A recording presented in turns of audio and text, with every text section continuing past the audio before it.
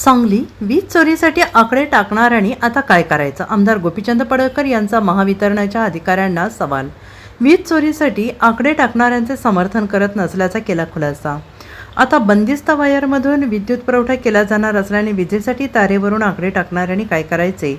मी आकडे टाकणाऱ्याचे समर्थन करत नाही, पण जे लोक आकडे टाकतात त्यांचं घराचं आणि शेतीचं कनेक्शनही यावरच असतं. आता ही गोष्ट जर चुकीची असली तरी त्यांना काहीतरी पर्याय दिलाच पाहिजे, नाहीतर ही लोक उद्या आमच्या दारात येऊन बसतील, असं आमदार गोपीचंद पडळकर यांनी म्हटले. आटपाडी तालुक्यातील दिघंची हिवतवाड शेटफळ येथे महाराष्ट्र राज्य विद्युत वितरण कंपनी मर्यादित यांच्या वतीने उभारण्यात आलेल्या 3311 केव्ही सबस्टेशनच्या उद्घाटन सोहळ्यात आमदार गोपीचंद पडळकर बोलत होते. यावेळी MSCB होल्डिंग कंपनीच्या संचालिका नीताताई केळकर उपस्थित होत्या. महाराष्ट्रामध्ये आजही काही भागात मोठ्या प्रमाणावर वीज चोरी होते. आत्तापर्यंत विजेच्या तारा होत्या, मात्र आता बंदिस्त वायरमधून वीज पुरवठा होणार असल्याचं आकडा टाकणाऱ्यांनी आता काय करायचं? त्यांच्यावर कारवाई होते, पण वीज कनेक्शन मिळवण्यासाठी अडचणी येतात, त्यामुळे त्यांच्यासाठी अधिकाऱ्यांनी मार्ग काढावा असे आवाहन पडळकर यांनी केलं आहे. तरी मंडळींनी कुठल्याही पार्टीत तुम्ही काम करा, पण योजना कुठल्या आल्या त्याची माहिती असली पाहिजे. काल कृषी मंत्री महोदयाने एक भाषण केले सभागृहामध्ये 253च्या प्रस्तावाला उत्तर देताना, ते तुम्ही नीट ऐका. या महाराष्ट्रामध्ये इतिहासात इतक्या योजना आल्या नाहीत. मी मागच्या आठवड्यामध्ये जेव्हा सुट्टीला आलो शनिवारी रविवारी, तेव्हा आमच्या जतमध्ये 2000 अवजारांचं वितरण केलं. त्यामध्ये 1150 नुसते ट्रॅक्टर होते. 1150 ट्रॅक्टर सबसिडीतून दिलेले आहेत. आपल्या तालुक्यात पण ती संख्या असेल. म्हणजे इतक्या योजना आलेत, त्याचा जर लाभ आपण घेतला तर ग्रामीण भागातला शेतकरी लखपती होऊ शकतो.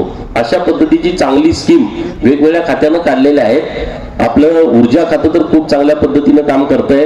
ऊर्जा खात्यानं क्रांतिकारी निर्णय केला. देवाभाऊंचं मी मनापासून आभार व्यक्त करतो की लाईट बिल माफ कधी करणार, लाईट बिल माफ कधी करणार. 7.5 HP पर्यंत लाईट बिल माफ केलं. आता आपल्याला काय त्याची किंमतच नाही. आता तुम्हाला काही लाईट बिल भरायची गरजच नाही. आता दुसरा एक प्रश्न असा आलाय साहेब आमच्या समोर, आकडे टाकणाऱ्याने आता काय करायचं? तुम्ही केबलिंग करायला लागलाय आणि तुम्हाला इकडे कनेक्शन पण बंद आहे. आणि मग असे अनेक तालुके आहेत. आपल्याकडे संख्या कमी आहे, परंतु आपल्या पश्चिम महाराष्ट्रात पण काही तालुके असे आहेत. आणि मग मी अत्यंत जबाबदारीने बोलतोय. आता ती पण माणसं आहेत ना, चुकीला आपण माफी करतोच. आता त्यांनी आकडेच त्यांच्याकडे टाकायची पहिल्यापासूनची सवय आहे. आणि आता तुम्ही केबल टाकल्याच्या नंतर आकडे टाकण्याचं मी समर्थन करत नाही, पण आता त्यांना आपण कनेक्शन कशी देणार? कारण घराचं पण कनेक्शन त्यांचं आकड्यावरच आहे, शेताचं कनेक्शन पण त्यांचं आकड्यावरच आहे.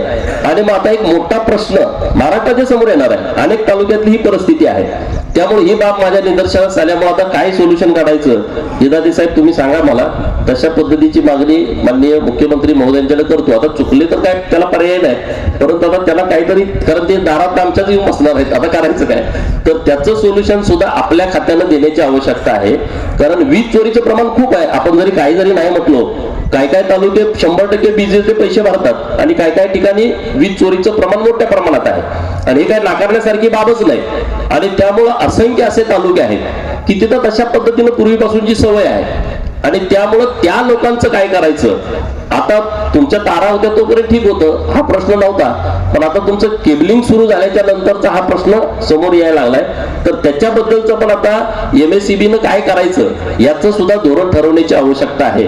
आणि तशा पद्धतीची मागणी मी सरकारकडे करणार आहे. आणि ती संख्या मोठ्या प्रमाणात आहे. याचं काय आम्ही समर्थन करत नाही, पण आता त्यांना पर्याय काहीतरी द्यावाच लागेल. आणि त्या पद्धतीचं पण नियोजन आपल्या खात्याच्या माध्यमातून करावं लागेल. आज आपल्या तालुक्यामध्ये 3 उपकेंद्राचं उद्घाटन झालंय. नीताताईंचा फोन आला की असं उद्घाटन आटपाडी तालुक्यामध्ये आहे.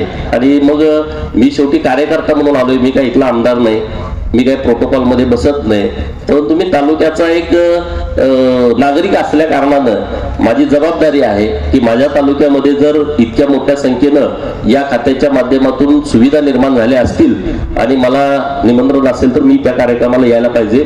या हिशोबाने मी या कार्यक्रमाला आलोय. तुम्ही पण मोठ्या संख्येने इथे उपस्थित राहिला. Bureau report SBN Marathi, Sangli.